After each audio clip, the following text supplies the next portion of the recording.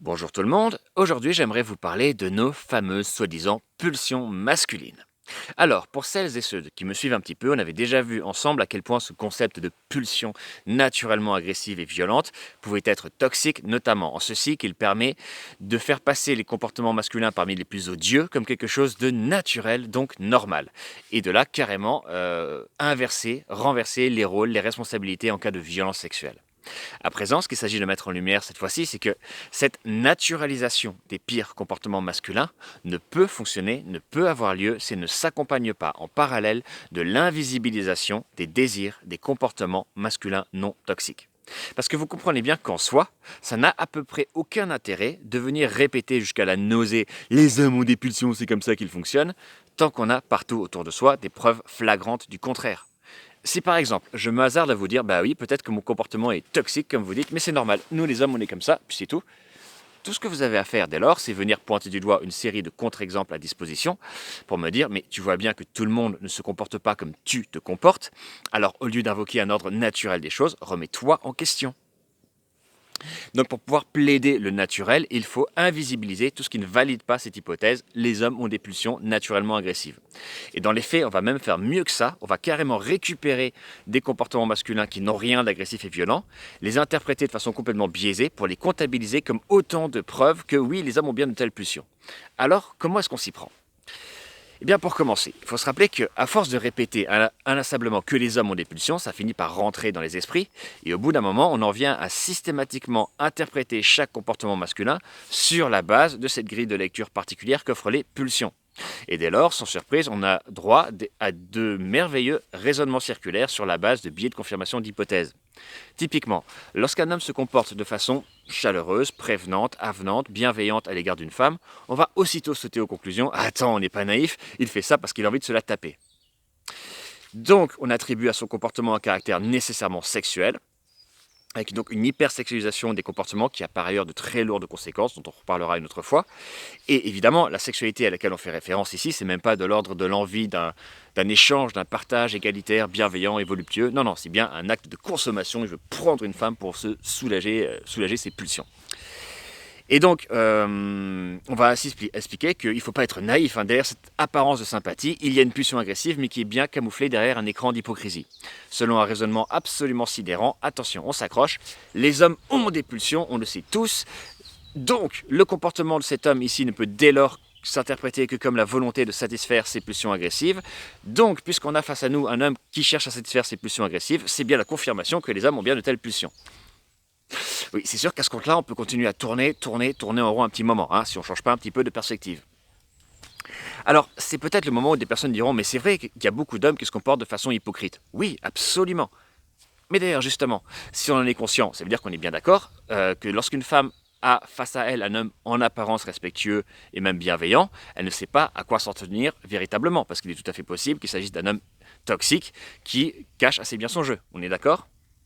Donc du coup, ce serait peut-être bien de s'en souvenir avant de sauter à la gorge d'une femme en lui disant «Mais enfin, tu es paranoïaque, pas tous les hommes». Hmm. Mais donc, attention ici à pas néanmoins tomber dans le piège inverse, parce que très souvent on entend des personnes dire oui, les hommes qui sont véritablement respectueux, c'est tellement rare et ils sont exceptionnels. Non. Non, ce n'est pas être quelqu'un d'exceptionnel, d'extraordinaire, unique, que d'être capable de la décence la plus élémentaire. Ça, c'est la base. En revanche, les hommes respectueux et même bienveillants sont largement invisibilisés. C'est ce dont il est question ici, et c'est aussi quelque chose dont on va pas mal reparler. Ensuite, de façon intéressante, lorsque des hommes ont des comportements décents, on ne va pas pour autant remettre en question la notion de pulsion, certainement pas. Au contraire, un homme se comporte bien, et ben justement, c'est justement parce que ses pulsions à lui sont soulagées. Ben oui, hein, lorsqu'on répète inlassablement que les hommes qui se comportent de façon toxique agissent ainsi parce qu'ils sont frustrés sexuellement, ça signifie en creux que les hommes qui se comportent de façon correcte et respectueuse ne sont pas frustrés sexuellement. Hein. Soit un homme est toxique parce qu'il a des pulsions, soit il est respectueux parce que ses pulsions sont soulagées. Face je gagne, pile tu perds. Et donc non seulement on ne va pas remettre en question cette notion absurde et toxique de pulsion masculine, mais on va carrément en profiter pour d'autant plus renforcer l'injonction faite aux femmes de faire des efforts, hein, de donner aux hommes ce qu'ils veulent, en laissant planer la promesse que partant de là, ils vont s'améliorer, parce qu'en fait, c'est pas qu'ils sont mauvais, hein, c'est juste qu'ils sont frustrés, mais une fois qu'ils ne sont plus frustrés, tout ira mieux. Ça, on va beaucoup en reparler, on fera une vidéo spécialement sur cette question-là. Ensuite, de la même manière, lorsque un homme se comporte de façon à peu près décente, là encore, mais c'est pas du tout qu'il n'a pas des pulsions agressives, mais ne soyez pas naïfs, on vous le dit, tous les hommes ont des pulsions agressives, c'est comme ça, c'est naturel. Non, cet homme est différent parce qu'il est bien éduqué. C'est un gentleman qui a reçu une bonne éducation. Ah, donc il contrôle ses pulsions. Alors, cette notion d'éducation, elle est particulièrement intéressante parce que, déjà, en premier lieu, elle est tout à fait compatible avec le virilisme, selon lequel un homme, un vrai, ça a le contrôle de lui-même. Donc, c'est d'ailleurs pour ça qu'il faut dresser les garçons avec des méthodes coercitives pour les discipliner, pour qu'ils s'autodisciplinent. Et partant de là, on va même expliquer qu'un homme, un vrai, un homme viril, ça ne peut pas violer. Les vrais hommes ne violent pas, puisque justement, ces hommes-là contrôlent leurs pulsions. Contrairement aux sous-hommes, même pas virils, qui se laissent dépasser par les dites pulsions. Évidemment, rappelons que c'est du n'importe quoi, puisque bien au contraire, ce sont précisément les injonctions virilistes qui vont pousser les hommes à adopter les comportements parmi les plus toxiques et les plus violents. Dans le même temps, c'est aussi très pratique de parler d'éducation, parce qu'il faut garder en tête que dans notre culture, très souvent, on considère que les personnes qui bénéficient d'une bonne éducation sont les personnes des classes sociales favorisées. Alors qu'au contraire, chacun sait que les pauvres, les prolétaires, les banlieusards sont mal éduqués par des parents démissionnaires ou carrément incapables. Et donc de là, ça permet d'autant plus de dire que ces gens-là, oui, sont tout à fait capables de comportements malsains et d'actes de violence sexuelle, mais pas les gentlemen des classes sociales supérieures. Là encore, évidemment, cette rhétorique qu'on nous resserre très souvent est un ramassis d'âneries, puisque, rappelons-le, les violences sexuelles ne connaissent aucune origine sociale ou ethnique particulière. On les retrouve à tout niveau de la société de façon remarquablement homogène. Mais enfin et surtout, cette notion d'éducation, elle laisse entendre que finalement, les comportements malsains, toxiques, les actes de violence sexuelle seraient quelque chose qui relève de l'ordre naturel des choses. Charge ensuite justement à la culture, la société, de garder un contrôle sur tout ça, à poser comme une chape de plomb sur quelque chose de naturellement toxique, un peu comme lorsqu'on vient couler un sarcophage de béton autour d'un réacteur nucléaire qui fuit. Sauf que c'est exactement le contraire qui se passe. Il faut rappeler déjà que le désir sexuel n'a rien d'agressif et violent en soi, c'est complètement délirant que de soutenir le contraire. Il faut rappeler que la domination masculine n'est pas un fait de nature. C'est un fait culturel, social qu'on cherche ensuite à naturaliser. Et donc les violences, dont les violences sexuelles que cette domination permet, et qui vont ensuite à leur tour favoriser cette domination, n'ont rien de naturel. Elles sont justement le fait d'une culture, d'un contexte social particulier qui va banaliser, encourager, naturaliser, légitimer ce genre de violence. Et donc penser en termes de nature, c'est déjà avoir perdu dès le départ. Donc il faut faire attention à ne pas se laisser piéger ici, parce que parfois on va entendre des personnes qui pensent faire partie sincèrement de la solution, qui vont dire « En effet, oui, il faut éduquer les hommes à se contrôler, c'est-à-dire contrôler leurs pulsions. » Non, il faut certes éduquer les hommes à beaucoup de choses, notamment, entre autres choses, au consentement, mais parler en ces termes, en revanche, c'est certes d'un côté condamner des comportements toxiques, mais dans le même temps, accepter de les naturaliser, accepter l'idée que oui, ça relève de l'ordre naturel des choses. Et donc ça applique toute la résignation et le fatalisme qui peuvent aller avec. Donc attention ici à bien diagnostiquer le problème et ne pas se laisser piéger. Ensuite, pour vraiment boucler un peu ce tour d'horizon, s'il y a bien une raison qui explique cette invisibilisation de tout ce qui ne correspond pas à cette notion toxique de pulsion, c'est bien sûr le silence masculin. Ce silence remarquable des hommes qui, après tout, seraient les mieux placés pour venir remettre tout ça en question.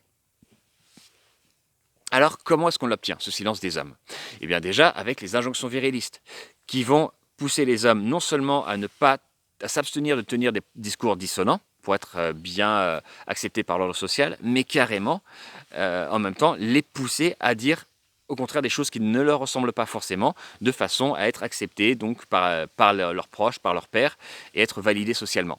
Typiquement, lorsque vous avez un homme qui est au milieu de sa bande de potes, qui voit passer une femme ravissante, s'il commence à faire « Oh mon Dieu, je suis étourdi d'amour, de tendresse pour elle », on va faire « Quoi? Qu'est-ce que tu racontes ?» Je voulais bien sûr dire « Elle est bonne, j'ai envie de la défoncer. » Ah bon. Donc dans ce contexte, c'est un peu difficile, lorsque chacun en rajoute toujours un peu des tonnes, fait de la surenchère, de savoir qu'est-ce qui est l'expression véritable d'un désir effectivement agressif et violent en tant que tel, et qu'est-ce qui en fait relève d'un rôle que l'homme joue pour être validé socialement, pour obéir aux injonctions virilistes. Attention cependant, parce que cette confusion, elle est à double tranchant. Parce qu'en effet, on entend souvent des personnes, notamment des femmes, dire «Oui, certes, j'ai entendu cet homme mal parler des femmes d'une façon très problématique, mais je suis sûr qu'au fond, il n'est pas vraiment comme ça». Bah, c'est-à-dire qu'on n'en sait rien et c'est ce qui rend les choses difficiles. Donc ce qu'on voit ici, c'est que cette injonction faite aux hommes de mal parler des femmes, elle va non seulement permettre de naturaliser des comportements toxiques, mais dans le même temps, elle va permettre à des hommes toxiques de bénéficier du doute, hein. D'un côté, ça va être, mais vous voyez bien que les hommes ont naturellement des pulsions agressives, la preuve, vous n'avez qu'à écouter les hommes parler des femmes. Et de l'autre côté, ça va être, oui, bon, il parle comme ça, mais il n'est pas vraiment comme ça, c'est bon. Là encore, fâche je gagne, pile tu perds, on retient toujours ce qui arrange. Ensuite, on pourrait tout à fait imaginer que des hommes pourraient venir contester ces notions de pulsion qui les présentent sous un jour particulièrement défavorable, hein, et dire notamment, bah, écoute, je suis désolé, moi je ne me reconnais pas du tout dans ce discours, personnellement j'ai pas d'instinct agressif envers les femmes, bien au contraire. Mais dans ces cas-là, on va aussitôt leur répondre, oui, mais c'est parce que toi tu n'es pas frustré sexuellement, si toi aussi un jour tu souffres de misère sexuelle, tu verras, tu seras comme les autres. Alors, comme c'est difficile à vérifier, on pourra raconter tout ce qu'on veut. Alors là, on pourrait encore répondre à quelque chose. Un homme pourrait notamment dire, bah, écoutez, non, ça ne tient pas la route. Personnellement, je n'ai pas eu de rapport sexuel depuis un petit moment, et pourtant, ça ne me rend pas agressif. Seulement voilà, autant cet argument pourrait en effet faire mouche, autant dans le même temps, il va être difficile à utiliser, parce qu'il faut se rappeler que la valorisation sociale par les conquêtes masculines présente les femmes comme des trophées, des faire-valoir, des instruments de mesure de la valeur des hommes. Donc dans ce contexte, pour un homme, avouer ne pas avoir de rapport sexuel, c'est comme avouer être un moins que rien, ne rien valoir. Et même si un homme prend la parole malgré tout, alors que tout est fait pour l'en dissuader, bah, sa parole ne vaudra pas grand-chose puisque c'est pas vraiment un homme et qu'il ne vaut pas grand-chose. Rajoutons à ça ce qu'on a vu précédemment, que on considère que les hommes toxiques, ce sont ceux qui sont frustrés sexuellement, et vous comprenez que les hommes ont très peu intérêt à venir dire en effet je n'ai pas de rapport sexuel, parce que du coup, ils vont d'autant plus être soupçonnés d'être potentiellement des hommes toxiques. Et malheureusement, on verra lorsqu'on abordera la question de la soi-disant impossible amitié entre un homme et une femme, que très souvent, la première question qu'on se pose face à un homme, c'est pas de savoir qui il est, qu'est-ce qu'il a dans la tête, mais qu'en est-il de sa sexualité, de son désir, de ses pulsions. On en est là malheureusement. C'est affligeant, mais on en est là. Et puis enfin, il faut bien comprendre que si cette notion de pulsion est effectivement assez réductrice et insultante envers les hommes, on va néanmoins s'arranger pour que tout le monde y trouve son compte. Côté masculin évidemment, hein. C'est-à-dire que même si un homme ne se reconnaît pas dans cette notion de pulsion, il a tout à fait intérêt à dire oui, oui, les hommes ont des pulsions, les autres en tout cas, mais moi non. Ou alors moi aussi, mais moi je me contrôle. Ça permet justement à des hommes de se mettre en avant, se mettre en valeur. C'est là la rhétorique des mecs bien autoproclamés qui disent «T'as vu, moi je suis pas comme les autres, je suis moins pire en tout cas que ce qui est considéré comme la norme». Ce qui en général n'est pas très difficile. Et ces hommes vont bien sûr chercher à tirer les avantages du fait d'être tellement exceptionnels. Alors, on va beaucoup reparler de cette rhétorique des nice guys, on fera une vidéo sur la question, mais on peut déjà mettre en lumière une chose par rapport à ce qu'on vient de dire, c'est qu'on aurait déjà intérêt à ne pas tout mettre en œuvre pour donner l'impression à ces hommes qu'ils ont en effet raison. Et vous vous souvenez de ce qu'on disait un peu plus tôt, lorsqu'on évoque cette idée selon laquelle, oh là là, non, les hommes vraiment respectueux, c'est tellement rare. Et bien voilà, on est ici au cœur du problème. Parce qu'avec un tel discours, forcément, les hommes vont d'autant plus s'en sortir l'aplomb de dire «T'as vu, moi je suis exceptionnel et unique, je suis à peu près foutu d'être décent et respectueux quand ça m'arrange, donc tu dois saisir cette chance. Et si tu la saisis pas, c'est qu'évidemment tu es idiote et masochiste et tu préfères les sales types». Mais tout ça, on en reparlera, et pas qu'un peu. En attendant, voilà pour conclure ce tour d'horizon. On voit bien qu'à chaque fois, on met tout en œuvre pour justement chercher à valider une hypothèse complètement absurde de départ. Et donc, lorsqu'on pratique un tel biais de confirmation d'hypothèse avec tellement de mauvaise foi, c'est que l'hypothèse de départ ne tient pas du tout la route. Et donc, les hommes qui se sentent stigmatisés ont tout intérêt à comprendre, une fois de plus, qu'il ne faut pas s'en prendre aux méchants féministes, mais bien au contraire aux hommes qui soutiennent cette rhétorique des pulsions. Voilà, je m'arrête là pour l'instant parce que ça commence à faire long. N'hésitez surtout pas à commenter, à réagir. Merci du fond du cœur pour votre écoute. Je vous dis à la prochaine fois et d'ici là, prenez bien soin de vous.